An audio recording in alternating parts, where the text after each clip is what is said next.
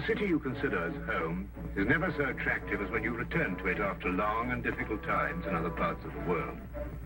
My name is Dr. John Watson. I had served and been wounded in the more remote regions of Afghanistan and had been discharged from the army with specific instructions to rest. The sight of London again was already working its soothing tonic.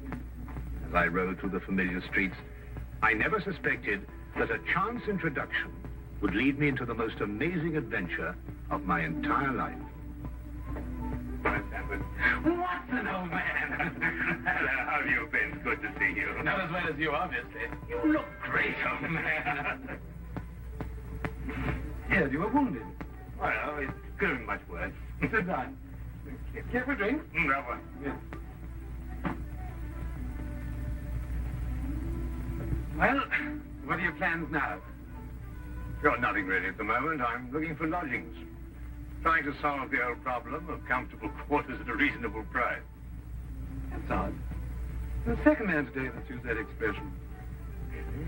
Who's the other? Well, you wouldn't know him. He's doing some work in the chemical laboratory at the hospital. Might be interesting.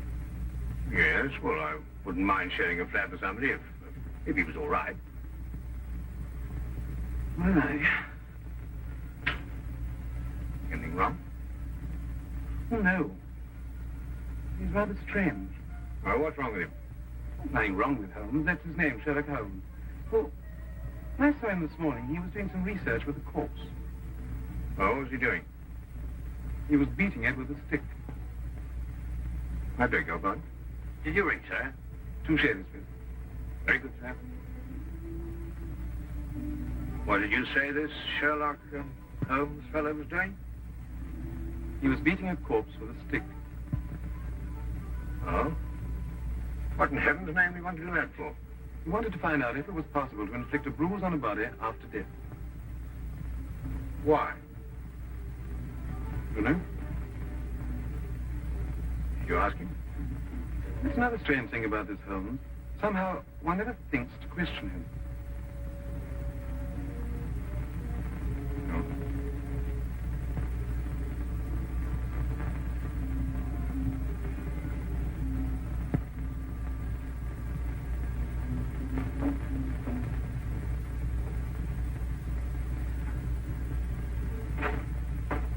It works. It really works. You realize you've just entered the greatest chapter in the history of forensic medicine. You're Dr. Watson. Yes, I am. What works? Foolproof test for hemoglobin. You realize what this means, of course. No, I don't. You must be Sherlock Holmes. It will create a revolution in criminal investigation. Yes, I'm Holmes. How did you know I was Watson? Because you've just come back from Afghanistan. How do you do? How you do? How did you know I'd just come back from Afghanistan? Well, it's written all over you. The problem has generally been that a man is suspected of a crime months after the crime is committed. Then when they find bloodstains on objects of clothing, they can't be sure if it's blood, mud, or rust stains. But this solves the whole thing, of course. Oh, of course. Of course. Stanford told me you're looking for someone to share a flat you'd found. You know, if this test had been in existence a year ago, it would have meant that von Bishop of Frankfurt would most certainly have been hung. And that goes for Mason of Bradford, Muller, and O'Fay, naturally. Naturally. Who are these people? Did you know, I'm delighted to meet you, Watson. I think you'll like the flat. It's in Baker Street, by the way. Oh, we could pop round this afternoon and have a look at it if you care. Yes. Oh, yes, rather. I'd like that. Good. Did you mind if I play the violin? No, go right ahead. No, I don't mean now. I mean when we're sharing the flat. Oh, no, of course not. I like a bit of good music. Oh, good. I'm not very good.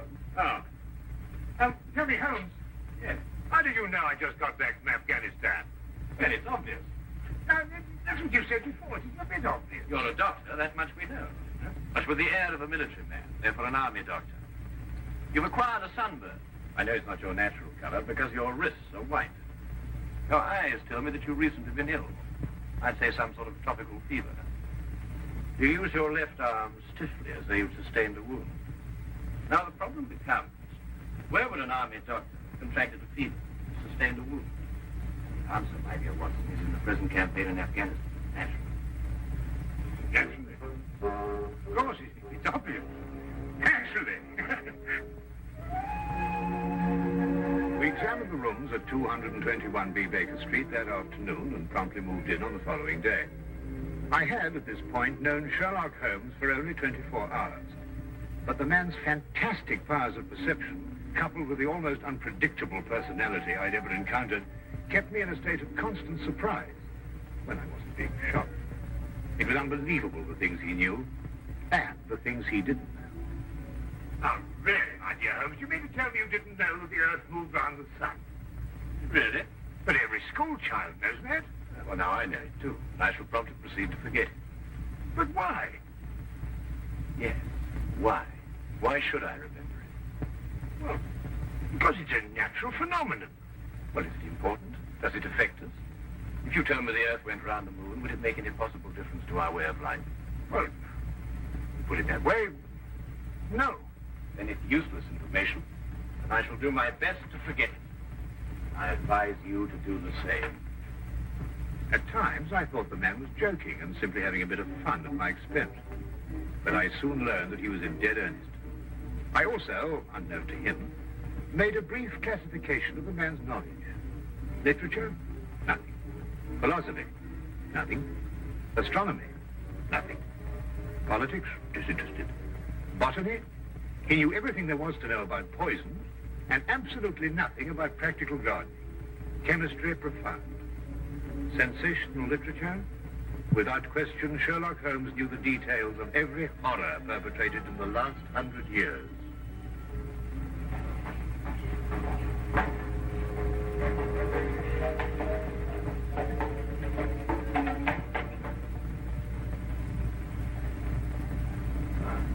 I believe we have a visitor. Really?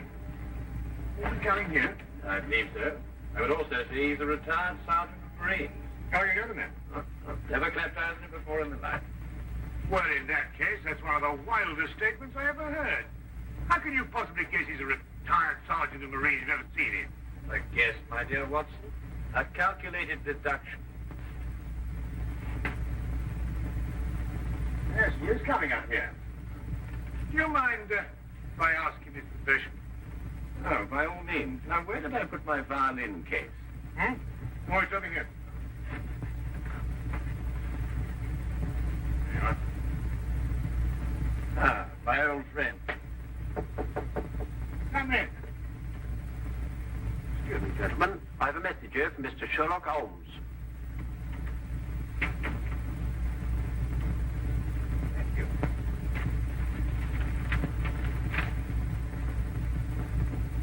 Excuse me. Sir? Do you mind telling me your occupation? Not at all, sir. I'm a civil servant employed by the police department. Thank you. I just wondered. Not at all, sir. How long have you been with the police department? Just a year, sir. Before that, I was a sergeant in the Marines. Good day, gentlemen. How did you know? An interesting letter, Watson. A very interesting letter. Perhaps you'd like to come with me. Where? To catch a murderer, of course. Of course.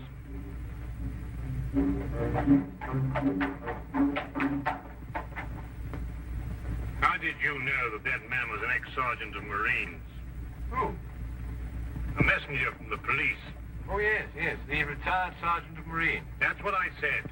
Well, there's nothing mysterious about such observations, my dear Watson, but unfortunately, when explained, they lose their romantic order of mystery. My decision was based on observation and logical deduction. The man had a large anchor tattooed on the back of his hand. This was visible from our window. I admit I didn't notice it at the time, but since you mention it, I think there was an anchor. Oh, there was indeed. He also wore regulation sideburns and had a slight nautical roll. Thus, I judged him a Marine. Well, guess, I grant you, plenty of refinement of guesses one makes every day. Don't be so disgruntled, Watson. Test your own powers of observation. We are entering the perfect situation. No? What are we entering? A house that holds a murdered man.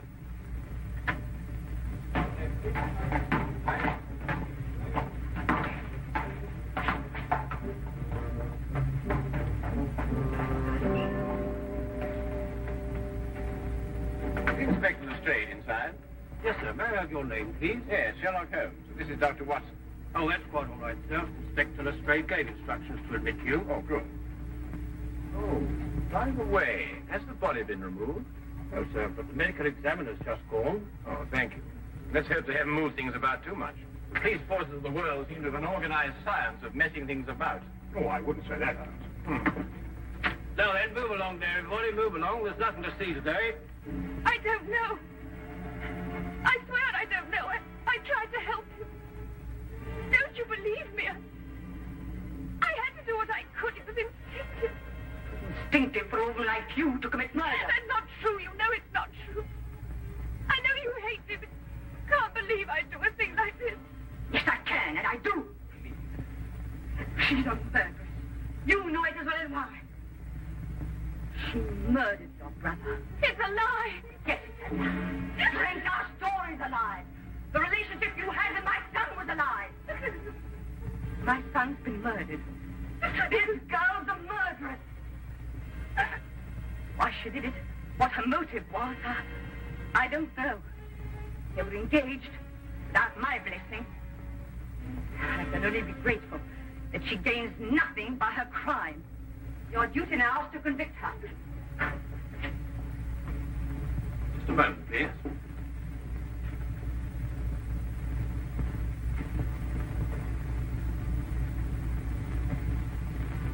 Notice the angle of incision, Watson. Yes. And the force of the blow and the general penetration of the upper region of the chest. How long would you estimate before loss of consciousness? Well, it's difficult to say. 96 minutes? Oh, between the two. I see. And dead? Shortly thereafter. 2 minutes. 3? 3 or 4, I'd say. Thank you, Watson.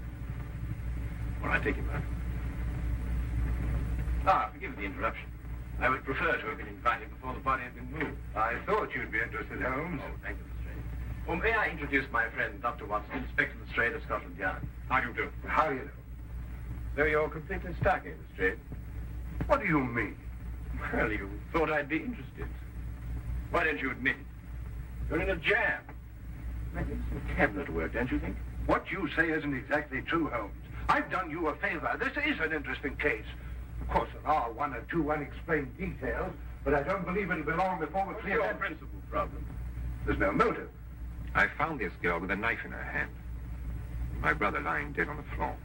I found Peter on the floor. I tried to help By stabbing him? by removing the knife. Anybody would have done the same thing. I lost it. Oh, my dear young lady, there's no cause for you to alarm yourself. No one's accusing you of what happened. This would be a clear-cut case if only she had a reason for murdering. There happened to be a policeman outside the house during the murder, and he said that no one came in except her. Well, what about the others? Who benefits by her death? Well, no one. The estate was left in such a way that if he died before he married, everything went to charity. My dear Inspector Lestrade, he didn't die before he married. This young lady and the man whose body was carried out of here had been married for at least a week. In the event of his death, I imagine everything passes to her.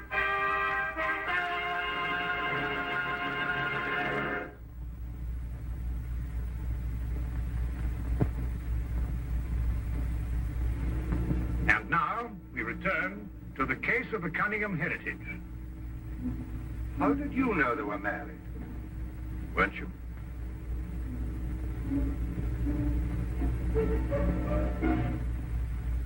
Yes, a week ago. Then you do benefit by my brother's death. You're his heir.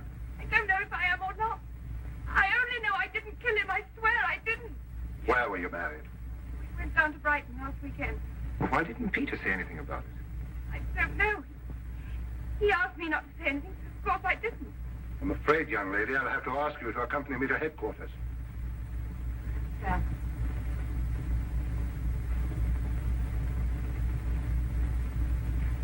The inspector, I think I should tell my mother.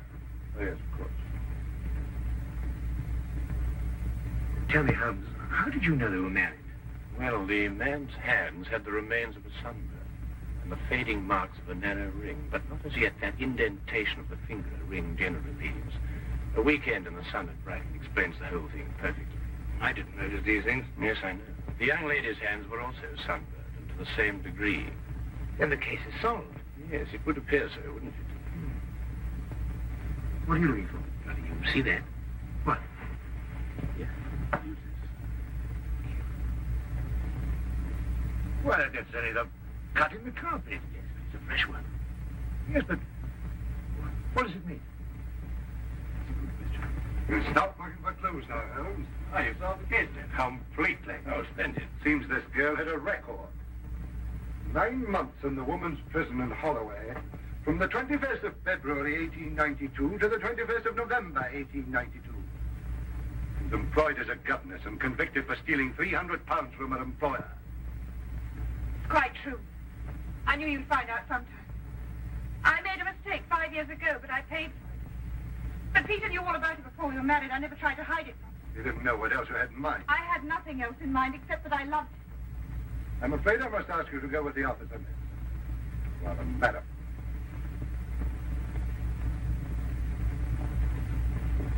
Well, that's how I like my cases. Fast and simple. Oh, indeed. You must tell me some more about it. Well, there's nothing to tell, really. Their story was that Peter asked her to call here at 10 sharp. She arrived, found the door open for her, came in here and found him writhing on the floor with a knife in his chest. She screamed, pulled it out. Just then, Brother Ralph walked in. Peter died without saying another word. So she stabbed him for the inheritance and was caught in the act. Simple. Well, holding off a log. Couldn't be simpler, could it, Watson? I still think it's a tragedy. Yes, but my job, Dr. Watson, we run up against it all the time. Yeah? No, thank you. Well, I suppose you've had some amazing adventures. Yes, but one learns to have a real philosophy of life and get a good perspective. Yes, I suppose. But just the same, I think it's a pity. Just another case of a clever girl being too clever. The clever girl who intended to murder her husband certainly chose the most stupid possible way to commit the crime. What was that? Well, what's this? Checkbook. Oh, amazing deduction, the straight. Look. So Peter Cunningham drew a check for £1,000. 6 weeks ago, and 5 weeks ago, and 4, and 3, and 2, and that's all. Well? They're drawn to cash. Well, I don't get your point. He was a very rich man. Well, it's a great deal of cash. It was his own money. I suppose he could do what he liked with it. You may have hit the proverbial nail, Miss Strait. Now, look here, Holmes. You're trying to start something that just doesn't exist. You think so? I have a great deal of respect for your opinion, Holmes. But your trouble is that you can't leave things alone. If there isn't a mystery, you have to make one, or you're not happy. You're right, I'm not happy. There are marks on the carpet indicating a struggle. The man whose body was carried out of here was over 6 feet in height. If he had struggled with a girl who had left here, I don't think he'd have lost. She surprised him. Oh, but he was expecting her. That's her story. I say she sneaked up on him. What, had stabbed him in the chest? How do you sneak up on someone and stab him in the chest, Miss Strait? Now, look here, Holmes. You're trying to start something, and I just won't stand for it. That girl's a jailbird, and she's guilty, and she's going to hang. And that's the end of the case. I see Inspector Lestrade is up to his usual mental gymnastics, trying to hammer square pegs into round holes. Well, it's been a great pleasure meeting you, Inspector. I warn you to keep away from that man, Holmes, or you'll be insane in less than a week.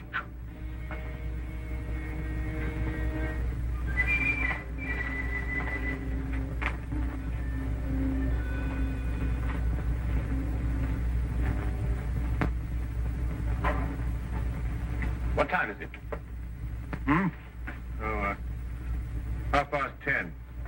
Perhaps you'd like to take a little stroll with me. What? I'd like to investigate this afternoon's affair a bit further. Oh, yes. I'd like that.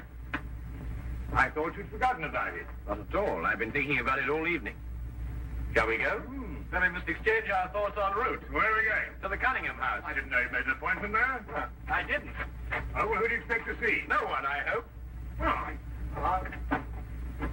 I'm terribly sorry, Holmes, and I don't understand what you mean when you say you want to go to the Cunningham house. You can't do that. What? Well, you can't break into the house. Why not? It's against the law, that's why not. Why, if we're caught. That's it. What is? If we're caught. But that makes no difference. Makes no difference at all. The thing is, if we're caught, it's against the law.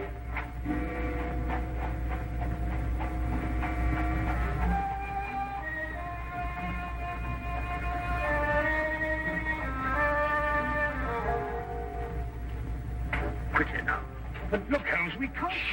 Come on.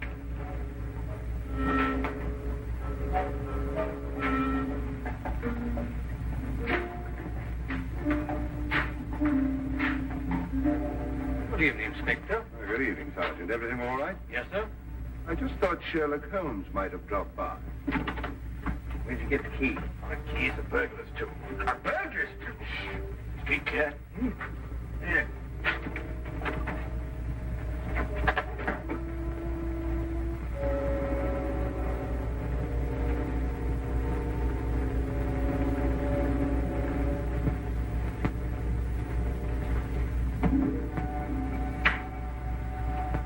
How do you know he's out? Because I had a spy watching the house. Go through that cabinet.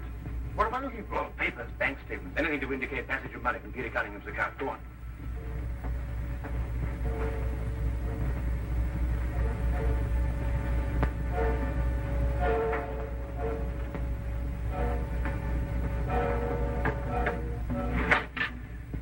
It's absolutely ridiculous. Looking for something and you don't know what in order to catch somebody and you don't know who. Quite ridiculous. Nothing over my side. Keep looking. Who do you think's got it? Whatever it is we're looking for.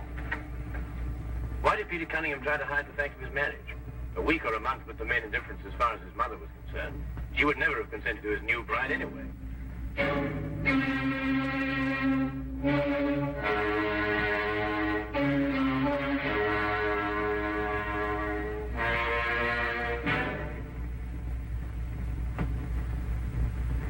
He married her to prove to me that my blackmail wouldn't stop him.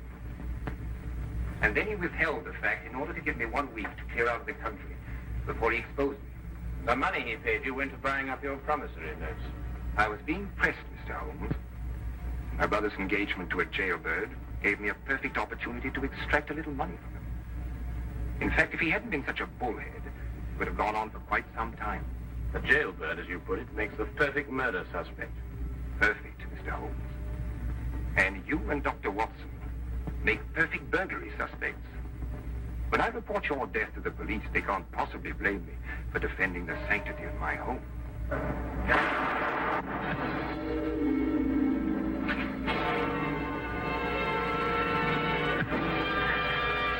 Well done, Watson.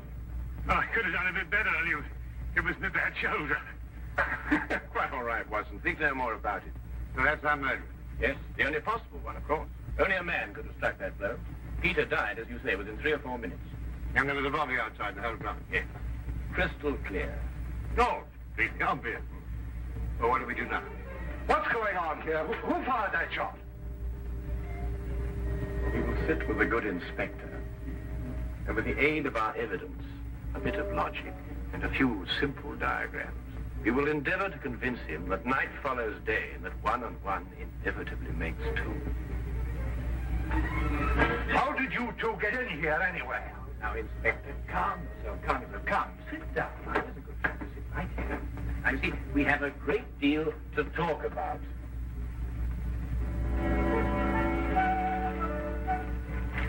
Also present with Inspector Lestrade was Dr. John Watson and a personal friend of the inspector's, Mr. Sherlock Holmes. Ridiculous. It's fantastic. This isn't the way it happened at all. This will revolutionize investigation, Watson. This whole account is a lie. Fingerprints, Watson. That's the coming thing. No nonsense. What are you going to do about this? Bit more research. Here, give me your fingers on the sheet of paper. Holmes. Are you going to sit there with these disgusting little smudges and let them get away with this? Beg your pardon? Well, I won't. They're going to hear from me. Brilliant Inspector Lestrade, indeed. Why, it took you 3 hours to convince that bonehead. I don't know. Never in mind his life have I heard. I tell you with innocence.